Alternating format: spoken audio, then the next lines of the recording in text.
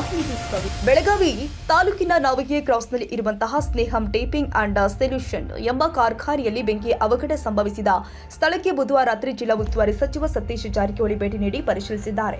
ಕಾರ್ಖಾನೆಯಲ್ಲಿ ಅವಘಡ ಸಂಭವಿಸಿದ್ದು ಹೇಗೆ, ಎಷ್ಟೊಂದು ದೊಡ್ಡ ಪ್ರಮಾಣದಲ್ಲಿ ಬೆಂಕಿ ತಗುಲಲು ಕಾರಣ ಏನು ಎಂಬುದರ ಬಗ್ಗೆ ಮಾಹಿತಿ ಪಡೆದುಕೊಂಡಿದ್ದಾರೆ. ಜಿಲ್ಲಾಧಿಕಾರಿ Mohammed Roshan, police commissioner Yeda Martin Marbaniang, ಜಿಲ್ಲಾ ಪಂಚಾಯತ್ ಸಿಇಒ ರಾಹುಲ್ ಶಿಂದೆ ಮಾಹಿತಿ ಕೊಟ್ಟಿದ್ದಾರೆ. ತಾಜಾ ಸುದ್ದಿಗಾಗಿ ಎಂಟಿವಿ ನ್ಯೂಸ್ 24x7ಗೆ ಸಬ್ಸ್ಕ್ರೈಬ್ ಮಾಡಿ ಮತ್ತು ಬೆಲ್ ಐಕಾನ್ ಅನ್ನು ಒತ್ತಿ. ತಪ್ಪದೇ ಲಿಂಕ್ ಶೇರ್ ಮಾಡಿ.